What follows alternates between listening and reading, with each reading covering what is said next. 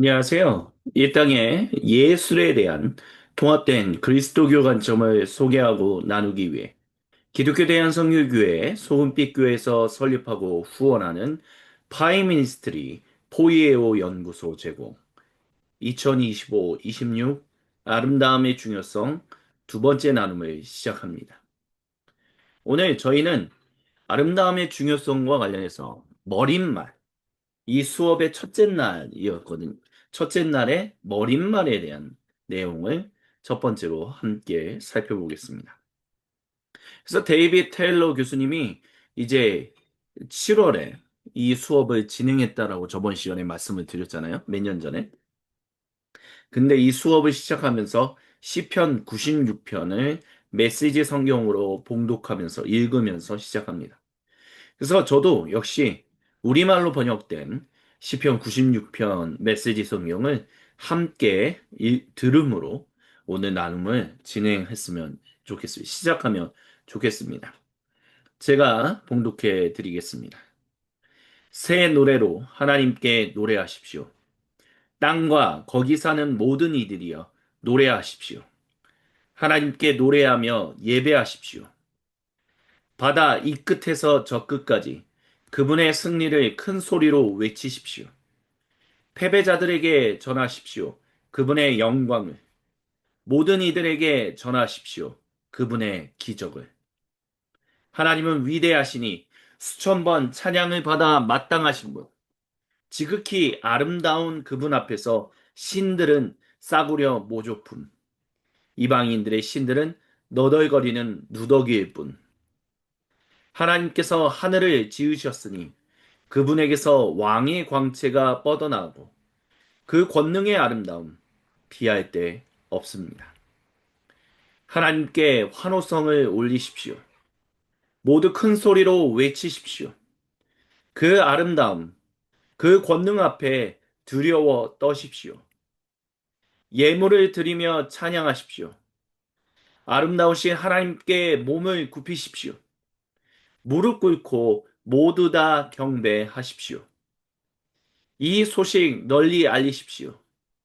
하나님께서 다스리십니다. 세상은 든든한 기초 위에 놓으시고 모든 이들을 공명정대하게 대하십니다.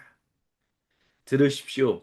하늘이 전하는 이 소식을 함께하는 땅의 소리와 연이어 들리는 바다의 열광적인 박수 소리를 광여여 기뻐 뛰십시오.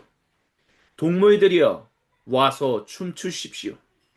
숲의 모든 나무를 찬양대로 세우십시오.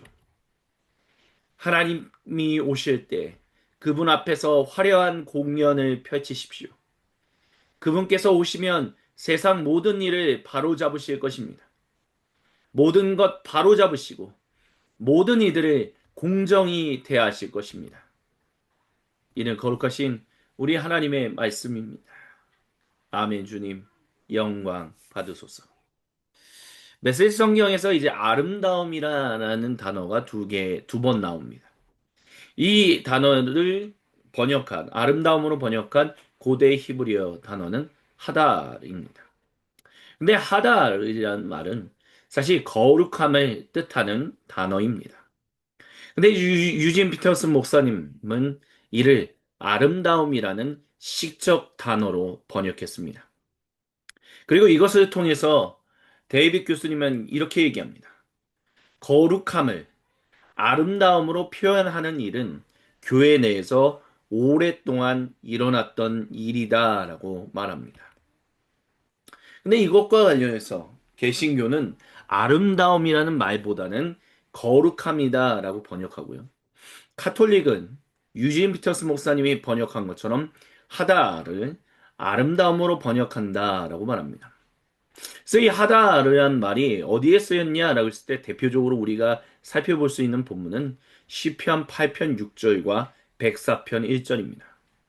시편 8편 6절에는 이렇게 얘기를 하고 있죠. 영광과 존귀로 관을 씌우셨습니다. 104편 1절은 주께서 존귀와 위엄을 입으셨나이다 라고 말합니다. 이 모든 것은 문맥상 거룩함 속의 아름다움과 위험 있는 영광을 모두 포함시킵니다. 근데 방금 전에 말씀드렸던 것처럼 카톨릭은 이를 아름다움으로 번역해요. 불가타 성경 같은 경우는 이것을 거룩함의 아름다움 속에서라고 말합니다. 그래서 이것을 영어로 한다면 in holy beauty라고 할 수 있어요. 그래서 오늘날의 가톨릭 성경과 그들이 가지고 있는 전래 문맥에서 하달, 고대 히브리어 단어는 아름다움으로 해석하는 경향이 상대적으로 강합니다. 예배 안에서 미적 차원과 성스러운 아름다움을 강조해요. 그래서 가톨릭 같은 경우는 미사와 전례 공간, 거룩한 미술, 음악을 통한 거룩하고 아름다운 예배를 지향합니다. 그래서 방금 전에 말씀드렸던 것처럼 beauty of holiness 그 말을 거룩함 속의 아름다움이라고 우리나라 카톨릭도 그대로 옮기며 미적 체험이 신비와 거룩함을 드러내는 매개로 이해합니다. 하지만 개신교 전통은 킹 제임스 버전이나 ESV 성경이라든지 NIV 같은 경우는 이 하다를 splendor, majesty, glory of holiness 등으로 번역합니다. 그래서 킹 제임스 버전은 전통적으로 beauty of holiness 이렇게 얘기할 수도 있지만 ESV나 NIV 성경 같은 경우는 splendor of holiness 또는 splendor of his holiness라고 얘기를 해요. 그런 개신교는 이것을 왜 거룩함이다라는 것에 초점을 맞추고 번역하느냐라고 했었을 때 그것은 바로 개신교 종교개혁이 거룩함과 하나님의 위엄과 영광을 강조하는 경향을 뚜렷하게 가지고 있기 때문이다라고 말씀드릴 수 있겠습니다. 그래서 개신교 예배에서는요, 조형미나 미적 감각보다 하나님의 거룩하심, 위엄에 초점을 맞추는 흐름이 강하게 흘러옵니다. 그래서 특별히 개혁주의적인 전통에서 미적 요소다라는 것은 부차적이에요. 신학적 중심에서 한 발 물러난 위치를 가질 때가 많다라고 할 수 있습니다. 그렇기 때문에 카톨릭은 하다를 아름다움으로, 그래서 전례와 미적 경험으로, 개신교는 거룩함과 위엄을 더 전면에 두고 하나님의 거룩하심과 초월성에 강조를 주면서 하다를 번역합니다. 하지만 킹 제임스 버전 같이 개신교 내에서도 전통적으로 beauty of holiness라고 표현을 유지하는 경우도 있다라는 것을 우리는 기억하면 좋을 것 같습니다. 근데 이것이 그렇다고 해서 21세기 개신교가 계속해서 이 아름다움이라는 것에 대해서 강조를 안 하느냐라고 했었을 때 그렇지만은 않습니다. 개신교, 방금 전에 말씀드렸던 개혁주의 같은 경우는 하나님의 거룩함과 진리를 강조한다라고 말씀드렸잖아요. 그래서 미적 범주에 대해서는 말하는 것에 대해서 굉장히 조심스러워하고 있습니다. 하지만 그럼에도 불구하고 최근에는 아름다움을 회복하려는 개신교와 다른 그리스도교 종파 가문의 간의 신학적인 대화가 활발하게 전개되고 있습니다. 그래서 역사적 배경에서 이제 종교개혁 이후에 예배와 신학에서 미적 요소가 때때로 가톨릭적인 장식이나 미신적인 요소로 비판받으면서 배제되었었죠. 그리고 근대 계몽주의 가운데서는 합리성, 도덕성 중심의 신학이 개신교 내에 뿌리를 내렸기 때문에 아름다움은 주관적인 취향이나 비본질적인 요소로 여겨졌어요. 하지만 21세기에서 이제 오늘날 개신교 안에서는 아름다움을 하나님의 본성과 계시, 복음적 진리의 한 차원으로 다시 이해하려는 흐름이 일어나고 있습니다. 그래서 대표적으로 몇 가지 말씀드린다면 일단 예배와 교회 건축 가운데서 거룩한 미술, 건축, 음악의 회복이 활발하다라고 할 수 있어요. Worship the Arts 이런 프로그램들이 신학교 커리큘럼에 포함되고 있고요. 리젠트 칼리지 같은 경우도요. 또 예일 디비니티 스쿨이나 듀크 유니버시티 같은 경우도 아름다움과 예배를 연결하는 강좌와 연구소들을 운영하고 있습니다. 그리고 한스 우스 본 바타자르라는 사람이 있습니다. 이분은 사실 우리나라 말로 그분의 책이 많이 번역이 되지는 않았지만, 그렇지만 이분이 사실 20세기 굉장히 또 다른 칼빈과 같은 사람이다라고 이제 평가를 받는 칼바르트와 둘도 없는 친구입니다. 그래서 굉장히 대화를 많이 했어요. 그래서 칼바르트도 이 한스 울스 본 발타자르로부터 영향을 많이 받았고요. 발타자르도 칼바르트로부터 많은 영향을 받았습니다. 그래서 서로 발타자르는 카톨릭이지만 개신교 신학계에도 적극적으로 수용하고 있는데 이와 같은 사람들이 이런 신학적인 논의를 많이 하고 있습니다. 또 이제 듀크대에서 음악과 신학 교수로서 오랫동안 활동하고 최근에 은퇴하신 이 제레미 백비 교수님 같은 경우는 음악과 미학을 통한 신학적인 성찰을 만들어내고 있어요. 또 여러 사람들이 개신교 신학에서 미와 선, 진리의 삼일체적인 통합을 강조하는 일들이 일어나고 있습니다. 그러다 보니까 시편의 하덜이라는 말, 이 말을 어, 이제 또 요한복음서의 영광을 뜻하는 고대 그리스어 단어 독사 등을 아름다움, 미학적으로 읽으려는 주석과 설교가 증가하고 있습니다.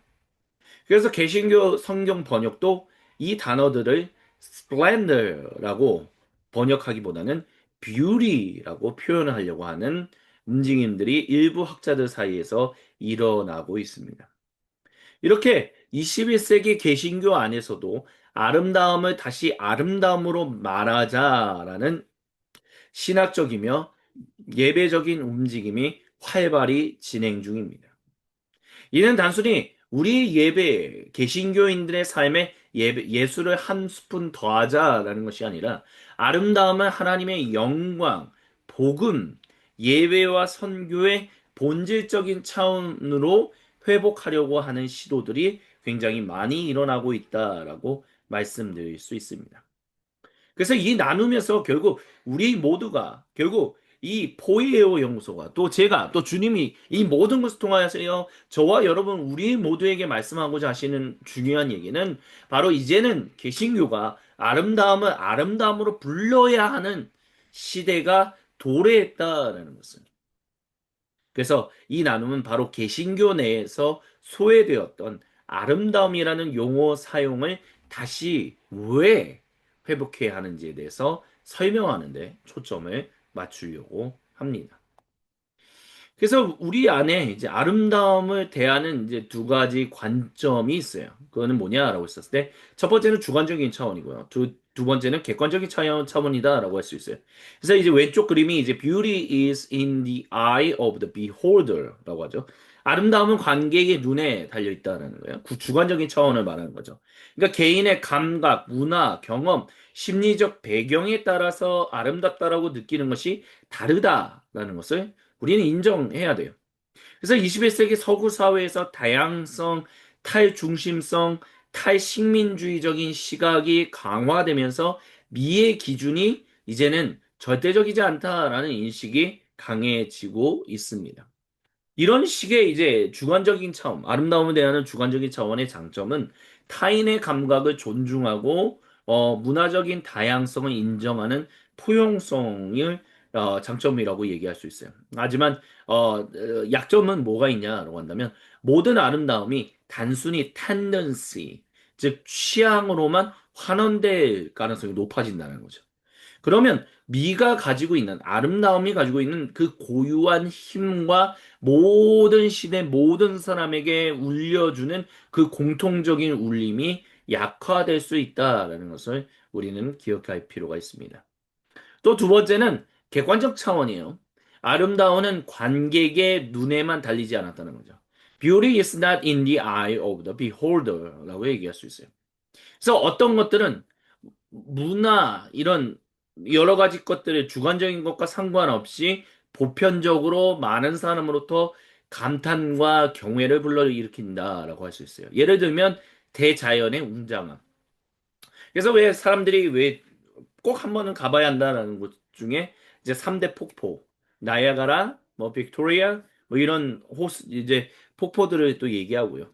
또 로키 마운틴, 로키 산맥을 가봐야 한다라고 얘기하는 것도 바로 이런 거다라고 할 수 있어요. 또 희생적인 사랑의 모습. 그래서 제가 20대 때 아직도 기억나는 게 일본 지하철에서 어떤 분이 이제 지하철 지하철이 들어오는데 그 선로에 빠졌어요. 그래서 그분을 구해내고 망설임 없이 뛰어내려서 그분을 구해내고 대신 뭐, 시간이 없어서 지하철에 치여서 결국 숨을 거뒀던 한국인 굉장히 한 젊은 분이 생각이 납니다. 그런 희생적인 사랑의 모습. 또 우주의 질서와 수학적 대칭성 등은 시대와 문화에 따라 표현은 달라도 사람들의 마음을 울려요. 그래서 아까 전에 방금 전에 말씀드렸던 것처럼 그 일본 지하철에서 그냥 다른 분을 구하고 목숨을 잃었던 이분을 아직도 일본 사람들이 한국 사람들이 함께 거기 그달이 되면 그 지하철역에 가서 그 사람을 추모하고 그 사람을 기리는 일들을 해요. 그만큼 사람들의 마음을 울린다는 거죠. 또한 신학적으로도요. 아름다움은 하나님이 창조하신 세계의 질서, 조화, 풍요에서 흘러나오는 실제다라고 할 수 있어요. 창세기 입장에서 하나님이 모든 것을 만드시고 보기에 좋으셨다라고 말하는 것은 사실 그 자체의 객관적인 측면이 있다라고 얘기할 수 있어요. 그래서 이런 관점, 객관적 차원의 장점은 결국 아름다움이 진리, 선과 함께 하나님의 성품을 드러내는 통로임을 인정하게 합니다. 하지만 이것을 너무 절대화하게 되면 특정 문화적, 옛날 서구 사회가 그랬던 것처럼 특정 문화적 미기준을 보편으로 착각하거나 배타성을 강화할 수 있다라는 약점을 가지고 있다라는 것도 기억해야 돼요. 그런데 이런 관점을 우리가 본다면 부스스한 강아지도 아름답다라고 얘기할 수 있냐라고 한다면 아름답다라고도 할 수 있을 거다라고 말할 수 있을 거예요. 그래서 이제 데이빗 교수님이 이런 얘기를 했어요. 수업에서. 서구 전통에서 아름다움에 대한 담론은 개인적이고 주관적이며 상대적이고 지역, 지역적이며 맥락적이라는 아이디어와 밀접하게 관련되어 있다라는 전통이 존재합니다. 우리는 역사와 전 세계의 서로 다른 문화가 남성과 여성의 아름다움을 어떻게 다르게 표현하는지를 살펴보면서 이제 확인할 거다라고요. 특정 개가 개를 뽐내는 대회에서 우승하는 이유가 있으며 당신의 개가 비록 털이 엉망이라 할지라도 당신이 그것을 아름답다라고 말할 수 있습니다. 내 개는 아름답다라는 진술은 철학적이고 신학적인 이유가 있다라고 얘기를 해요. 그러니까 이런 객관적인 차원과 주관적인 차원이 있다는 거죠. 사실 부수수한 강아지를 아름답다라고 얘기하는 보편적인 그런 객관적인 기준은 없다 할지라도 주관적인 차원은 있다는 거죠. 근데 이 아름다움을 표현한다라는 면에 있어서 특별히 우리가 시편에 대한 고백을 했는데 결국은 하나님이 자기의 거룩하심, 거룩이라는 것은 결국 하나님이 자기가 누구인지를 스스로 드러내시는 거군요. 그러니까 거룩 있고 하나님이에요. 하나님은 거룩하신 분이에요. 이은성은 예를 들어서 어떤 사람이다 나오면 이은성은 누구다라고 하는 거죠. 하나님 있고 하나님은 거룩하신 분, 거룩하신 분은 하나님이다는 거죠. 근데 그것을 표현하는 사람이 누구예요? 시편 시인이다는 거죠. 그 시편 시인이 그 자기의 주관적인 차원에서 하나님의 아름다움, 그 하나님의 놀라우심, 그 거룩함을 보았을 때, 그 하다를 봤을 때 아름답다라고 표현했다는 거죠. 그 거기에는 주관적인 그 차원들이 있다라고 아름다움을 바라보는 주관적인 차원이 있다라고 얘기할 수 있어요. 하지만 그것을 봤을 때 많은 그 시편 시인의 노래를 많은 시대에 많은 사람들이 동시에 같이 고백하고 있다는 거죠. 그러면 그 아름다움에 대한 객관적인 차원도 분명히 있다는 거예요. 그렇기 때문에 아름다움은 무조건 객관적인 시간만 가지고 있어, 관점만 가지고 있어, 라고 얘기할 수도 없고, 아름다움을 바라보는 관점은 주관적인 관점만 있는 것도 아니다, 라고 얘기해야 한다는 거죠. 두 가지 다 존재해야 한다는 것을 우리는 기억할 필요가 있습니다. 그런 것을 토대로 이제 아름다움에 대한 이야기를 하자라고 이제 데이비 교수님이 얘기하는 거예요. 그래서 성도가 가져야 하는 아름다움에 대한 접근 방법을 마지막으로 마무리하면서 이 시간을 마무리하고자 하는데요. 첫 번째, 우리는 아름다움의 대상을 향해 끌어당겨지는 현현을 경험한다는 거예요. 시편 시인이 하나님을 만나고 그와 같은 일들을 경험했다라고 할 수 있어요. 그것을 다른 말로 한다면 황홀경 행위다라고 할 수 있어요. 그래서 하나님과의 만남, 즉 아름다움과의 만남은 우리를 다른 이들에게로 끌어내는 것으로 이것은 일종의 원심적인 효과를 가지고 있다. 이것을 가리켜서 우리는 아가페라고도 부를 수 있다라고 말할 수 있을 것입니다. 두 번째, 아름다움에 대한 모든 논의는 사실 맥락적으로만 논의해야 돼요. 아름다움에 대한 모든 논의는 구체적인 전통에 뿌리를 두고 있어요. 이 전통이 우리의 아름다움에 대한 이해를 형성한다라고 할 수 있습니다. 그렇기 때문에 정교회, 카톨릭, 개혁주의, 웨슬리안, 침례교, 현대, 낭만주의, 후기, 근대주의, 아름다움에 관해 이야기하는 다양한 비서구 전통들을 포함한 아름다움에 대한 아이디어를 형성한, 그러니까 왜 저 사람들이 아름다움을 왜 아름답다고 하지? 그 전통과 맥락 안에서 이해하는 그런 노력들이 필요하다라고 우리는 얘기해야 합니다. 그리고 이거는 다른 말로 한다면 아름다움에 대해서 보편적이다라고 얘기할 수는 없다라는 것을 얘기하는 거예요. 그러니까 방전에 시편 시인이 하나님을 만나고 난 다음에 그것을 그분의 거룩하심을 아름답다고 표현했을 때 그 주관적인 차원 관점이었지만 그것이 객관적인 관점으로서 많은 시대의 많은 그리스도인들을 통해서 예 주님은 아름다우십니다라고 노래할 수 있었던 것처럼. 근데 그것이 보편적이다라고 얘기해서는 안 된다는 거예요. 왜냐하면 보편적이다는 것은 결국 배타성을 불러일으키기 때문에 그건 큰 문제를 만들어낸다는 것입니다. 그리고 또한 세 번째 아름다움에 대한 모든 논의는 서구 전통을 이해하는 데서 시작합니다. 이것은 플라톤적이고 아우구스티누스적이며 또 다른 하나는 아리스토텔레스와 토마스 아퀴나스라고 할 수 있어요. 그러니까 성 어거스틴, 아우구스티누스 교부는 플라톤과 굉장히 깊이 관련을 맺은 아름다움에 대한 이야기를 했다면 토마스 아퀴나스는 아리스토텔레스가 아름다움을 어떻게 바라보았는지에 대한 그 관점으로부터 이제 그리스도교적인 미학을 얘기했다라고 할 수 있다는 거죠. 그래서 플라톤과 아우구스티누스 교부 같은 경우는 이 전통의 핵심 은유는 사다리예요. 사다리는 인간이 하나님께서 창조한 것들을 통해 상승하여 궁극적인 존재, 즉 최고의 존재와 만나는 과정을 나타내요. 그 아름다움이라는 것은 바로 그 최고의 존재와 만나는 과정을 나타내는 것이다라고 얘기한다는 거죠. 고딕 건축이 그것과 관련한 대표적인 예다라고 할 수 있습니다. 사람 시각에 이제 특권을 부여하는 거죠. 하지만 이와 반대로 아리스토텔레스와 또한 토마스 아퀴나스 같은 경우는 아, 핵심 은유가 황금 비율 또는 하나님의 비율이다라고 할 수 있어요. 그래서 창조물 속의 질서와 대칭 또는 조화를 인식하고 모든 것이 어떻게 함께 어우러지는지를 이해하는 것. 그것이 바로 아름다움이다라고 얘기를 해요. 그러니까 플라톤적인 관점과 아리스토텔레스적인 관점이 다르고 아우구스티누스적과 토마스 아퀴나스적인 관점이 다르다라는 것도 우리가 좀 기억할 필요가 있다라고 얘기할 수 있어요. 또한 아름다움은 보다 근본적인 것을 이야기하는 방식이에요. 그러니까 아름다움은 항상 독립적인 범주에서 다뤄지지 않았고요. 보다 더 근본적인 것에 대해서 이야기하는 방법으로 사용되었어요. 그래서 예를 들어서 고대 그리스의 피타고라스에게 아름다움은 수학에 관한 이야기였다라고 할 수 있고요. 플라톤에게는 정치 이론을 이야기하는 방식이었어요. 아리스토텔레스에게는 실천적인 이성을 이야기하는 방법이었고, 뭐 이렇게 얘기할 수 있다라는 것입니다. 그렇기 때문에 이런 서구 전통에서 아름다움은 하위 범주로 시작해서 중세와 르네상스 시대를 지나서 초범주로 발전하게 돼요. 그래서 중세 이후로는 아름다움은 이제 다른 모든 것을 설명하는 범주가 됩니다. 그래서 아름다움은 선과 진리와 관련해서 포괄적인 설명을 할 수 있는 어떤 그런 범주가 되었다라고 얘기할 수 있어요. 이와 같은 인식들을 가지면서 우리가 아름다움에 대해서 살펴볼 수 있어야 한다라고 이제 데이빗 교수님이 이야기합니다. 예, 이것으로 이제 오늘 두 번째 시간으로서 머릿말, 인트로덕션 첫 번째를 우리가 함께 이야기 나눴습니다.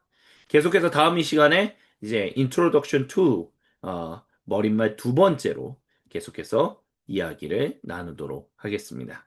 지금 이 시간까지 함께 해주신 모든 분들께 감사를 드리며 다음 주에 다시 뵙겠습니다.